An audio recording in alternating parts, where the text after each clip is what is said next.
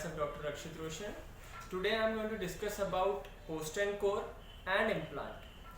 Post and core जो हम treatment करते हैं ये हम करते हैं आफ्टर एंडोडोंटिक ट्रीटमेंट किसी भी दांत का, और ये उनमें किया जाता है जिनमें क्राउन स्ट्रक्चर नहीं होता है, क्राउन स्ट्रक्चर बिल्ड करने के लिए और कैप या ब्रिज के लिए। पोस्ट एंड कोर में मेनली जो चीज़ें यूज़ होती है वो हो गया हमारा स्क्रूज, जिनको हम पोस्ट कहते हैं, वो चाहे फाइबर हो, चाहे थ्रेडेड हो, चाहे नॉन थ्रेडेड हो, piezo reamers, micromotor and the composite kit. पहले हम बात करते हैं पीजो रिमर्स की। ये जो पीजो रिमर्स है ये अलग अलग उसमें कोटिंग्स में आते हैं, पीजो 1, पीजो 2, पीजो 3। इनमें सिर्फ सेम एक जो डिफरेंस होता है वो डायमीटर का होता है। जो भी हम पोस्ट एंड कोर करते हैं वो हम अप्रॉक्स 5 to 6 mm की जो जीपी जो हम ऑब्चुरेशन करते हैं कैनाल की, उसको छोड़ के ऊपर का जितना जीपी होता है हम इससे रिमूव करते हैं और इससे डायमीटर बढ़ाते हैं किसी भी कैनाल का। ये करने के बाद हम पोस्ट सेलेक्ट करते हैं, फिर चाहे वो ये वाले हो थ्रेडेड, फिर चाहे वो फाइबर पोस्ट हो, फिर चाहे वो नॉन थ्रेडेड हो। इन सब में सिर्फ एक ही डिफरेंस होता है कि ये दोनों जो है ये मेटल पोस्ट होते हैं और ये फाइबर पोस्ट होता है। फाइबर पोस्ट जनरली हम एंटीरियर्स में यूज़ करते हैं ताकि किसी भी तरह की डिस्कलरेशन ना हो। मेटल पोस्ट मोस्टली यूज़ होते हैं पोस्टीरियर्स में for good support and stability. अब पोस्ट एंड कोर में हम जब पीजो रिमर से हमने कैनाल ब्रॉड कर ली, ये काम हो गया, उसके बाद हम पोस्ट सेलेक्ट करते हैं उस डायमीटर का जिस डायमीटर का हमने पीजो रिमर चूज़ किया है।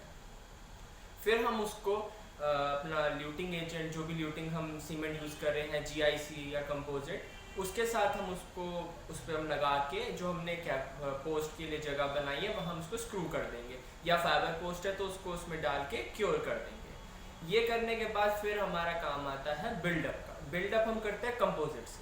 कंपोजिट करने से पहले दो मेन चीज़ें होती है जो हमें करना होता है। पहला आइसोलेशन, उसके बाद एचिंग एंड बॉन्डिंग। ये है एचिंग, सरफेस को क्लीन करने के लिए, ये है बॉन्ड ताकि जो कंपोजिट है वो टू स्ट्रक्चर से बॉन्ड हो, और फिर इटसेल्फ कंपोजिट। कंपोजिट करने के लिए हम ये 3 इंस्ट्रूमेंट का यूज़ करते हैं, condenser, diamond carver and cement carrier. ठीक है, ये उसके बाद हम पोस्ट एंड कोर में बिल्ड करने के बाद फिर हम उसकी crown cutting and further treatment हम जो भी उसका होना होता है वो करते हैं। Now we come to implant. Implant जो है वो एक गोल्ड स्टैंडर्ड ट्रीटमेंट है किसी भी टूथ को रिप्लेस करने का। अगर पेशेंट विलिंग नहीं है उसके एडजेसेंट टूथ को की कुछ भी उसमें ट्रीटमेंट किया जाए तो हम इम्प्लांट चूज़ करते हैं। ये इम्प्लांट किट है, ये इम्प्लांट है, ये हीलिंग, ये अबटमेंट्स एंड ऑल दैट, और ये भी अबटमेंट है, ये भी अबटमेंट है। ये सब चीज़ें हैं जो इस इम्प्लांट के अंदर यूज़ होती है। इम्प्लांट में हम सबसे पहले तो आते हैं किट पे।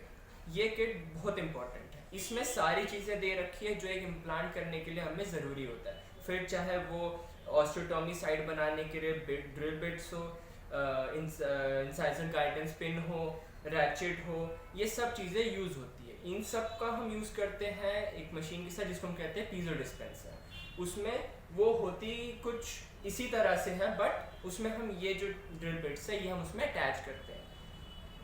पहली वाली जो है ये सबसे छोटी वाली, ये यूज़ होती है हम उस ऑस्टियोटॉमी साइट को डिफाइन करने के लिए कि हमें कहाँ पे ऑस्टियोटॉमी करनी है। उसके बाद आते हैं हम इन पे, जो वाइट, रेड, ब्लू, ये कलर कोडिंग है, ये अलग अलग डायमीटर डिफाइन करती है। 2, 2.5, 3.2, 3.5, 3.75, 4, 4.5, ये अलग अलग डायमीटर होता है। और ये हम डायमीटर चूज़ करते हैं बोन के हिसाब से, एंटीरियर है, पोस्टीरियर है, मैक्सिला है या मैंडिबल है, और इस बोन की कितनी डेंसिटी और कितनी हाइट है या कितनी विड्थ है। और ये ड्रिल करने से पहले हमें ये भी देखना होता है कि दो दांतों के बीच में डिस्टेंस कितना है, क्योंकि हर इम्प्लांट और टूथ के बीच में एटलीस्ट 1.5 mm का डिस्टेंस होना चाहिए। इसमें जो हम ड्रिल करते हैं वो हम यहाँ से शुरू करेंगे ऑस्टियोटॉमी फर्स्ट वाले से, हम उसके बाद डायमीटर बढ़ाते रहेंगे एज पर द केस। इनमें अलग अलग हाइट्स होती है, 6, 8, 10, 11 और 13 mm की। ये सब में ये जो मार्किंग्स दे रखी होती है, ये सब मार्किंग्स डिनोट करती है इनको।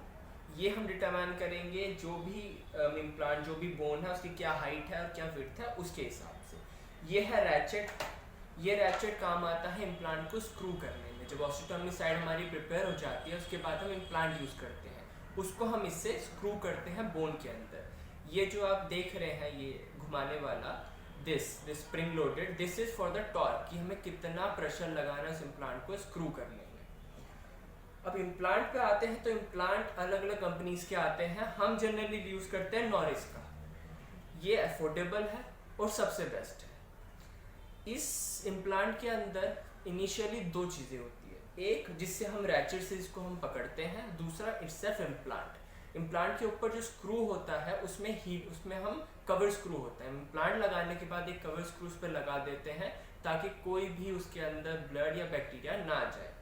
आफ्टर 3 मंथ्स जब बोन हील हो जाती है प्रॉपरली, उसके बाद हम आते हैं अबटमेंट और हीलिंग पे।